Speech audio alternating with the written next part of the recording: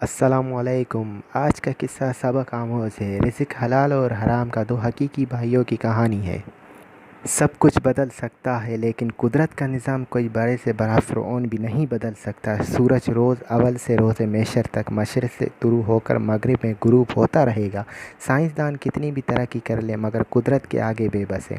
इसकी कई मिसालें हम आए रोज़ देखते हैं कि कुदरती आफ़त आती है और बड़े से बड़ा मुल्क अपनी तमाम तरक्की के बावजूद उनके सामने बेबस हो जाता है।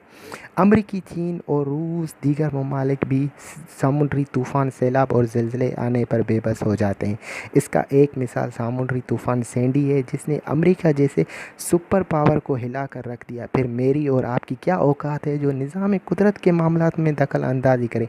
मगर फिर भी हम देखते हैं कि बहुत से लोग अल्लाह के अहकामात से रूगर्दारी करते चले जाते हैं और आखिरकार अपने मुत्तकी अंजाम से दो चार होते हैं। अल्लाह ताला ने वाज़े तौर पर रिज़्क हराम से दूर रहने की हिदायत की है, मगर आप किसी भी महकमे में चले जाएं ये जाने के बावजूद कि रिश्वत लेने और देने वाला दोनों दोज़खी हैं, फिर भी सरेआम रिश्वत लेने और देने का अमल जारी है।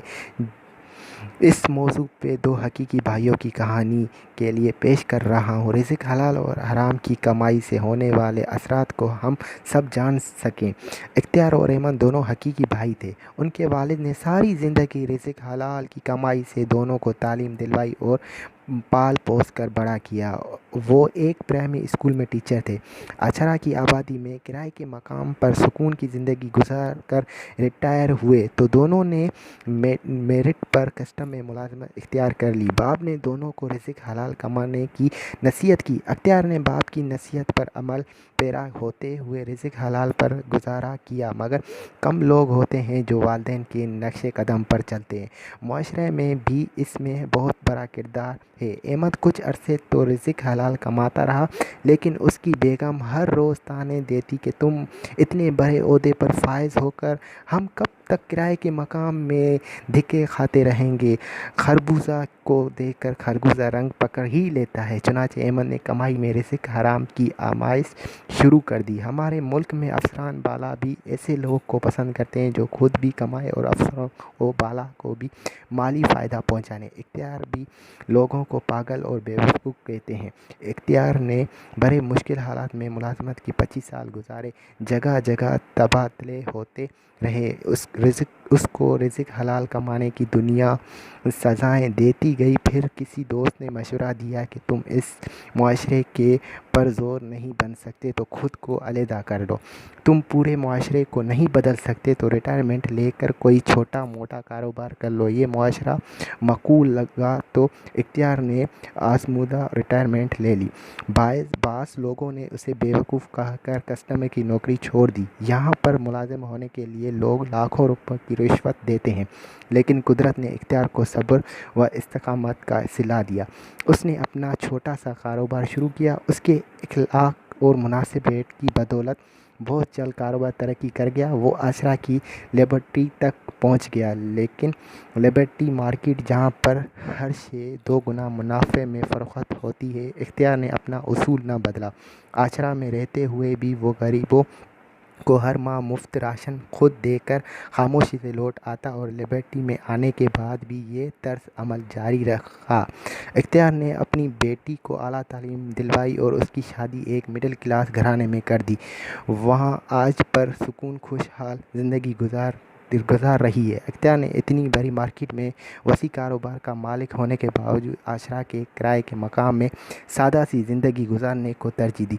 दोस्तों ने मशवरा दिया कि अपना मकान तो बना लो, मगर उसका मौक़िफ़ यही रहा कि इस आर्ज़ी ज़िंदगी में पुख्ता मकान बनाने की क्या ज़रूरत है। मौत तो हर वक्त पीछे लगी रहती है। जब मट्टी के मकान यही कब्र में रोज़ से मैशर तक रहना है तो फिर आर्ज़ी ज़िंदगी के लिए मकान बना कर क्या करूँगा। जिस कदर रकम में मकान बनाने पर खर्च करूँगा वो खुदा की मखलूक के काम आ जाए तो मेरे जैसे गुनाहगार के लिए कब्र का अज़ाब कम हो जाएगा। उधर अख्तियार का भाई अहमद दिन रात लूट मार का बाज़ार गर्म रखता। उसने डिफेंस में आलीशान बंगला ख़रीद लिया, कई गाड़ियाँ थी। रात को क्लब जाना, बड़े बड़े अफसरों से ताल्लुकात बनाना उसका मामूल था। अहमद का बेटा रज़ा की भी बाप की कमाई पर खूब ऐश कर रहा था। जब हराम की कमाई आने लगे तो काम भी औलाद वैसे ہی کرتی ہے۔ احمد کا بیٹا تعلیم بھی حاصل نہ کر سکا۔ کہتے ہیں دوستوں کے ساتھ کیفے میں بیٹھ کر شیشہ پیتا اور بہت سے دوسروں نشے بھی کرنے لگا تھا۔ بجائے اس کے بیٹے کی یہ حرکات دیکھ کر والدین اسے روکتے، وہ اس کا حوصلہ افزائی کرتے تھے۔ باپ بڑے فخر انداز میں کہتا، یہ امیر لوگوں کا فیشن ہوتا ہے، پھر خدا نے دولت دی ہے تو خرچ بھی کرے گا۔ وقت گزرتا رہا، احمد کروڑوں کا مالک بن گیا، اس کے باوجود زکوٰۃ خیرات نہ کرتا۔ پھر خدا کی رسی ڈھیلی ضرور ہوتی ہے مگر جب پکڑنے میں آتی ہے تو تنگ سے تنگ ہوتی چلی جاتی ہے۔ احمد کے ساتھ بھی ایسا ہی ہوا۔ ایک بار جو بیماری نے گھیرا تو جان چھڑاتی مشکل ہو گئی۔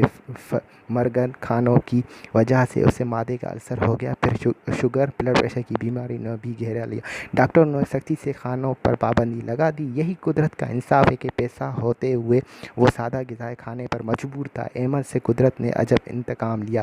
وہ بیٹا جس پر احمد فخر کرتا تھا اس کے لیے وہ وبال جان بن گیا۔ اس نے پاکستان اور بھارت کے کرکٹ میچ پر جوا کھیلتے ہوئے اپنا بنگلہ گھر دوست کے آگے ہار دیا۔ احمد نے اپنے کالے سرمائے کو چھپانے کے لیے گھر بیٹے کے نام کر رکھا تھا۔ رضا کا دوست قرضہ لینے کے لیے چند گنڈوں کے ساتھ آیا۔ اس وقت تو کچھ لوگوں نے سمجھانے پر وہ چلا گیا مگر جاتے جاتے سنگین نتیجہ دھمکی دے گیا۔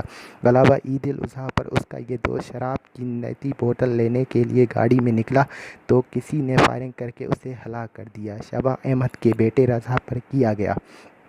آج وہ جیل کی چار دیواروں میں زندگی اور موت کی جنگ لڑ رہا ہے۔ احمد کی بیوی اس صدمے میں چل بسی جبکہ احمد پر فالج کا حملہ ہو چکا ہے۔ اپنی وہ لاوارث پرہا زندگی کے دن پورے کر رہا ہے۔ یہ رزق حلال اور حرام کی کمائی کے کرش میں ہے۔ اللہ تعالیٰ ہمیں رزق حلال کمانے کی توفیق عطا فرمائے، آمین۔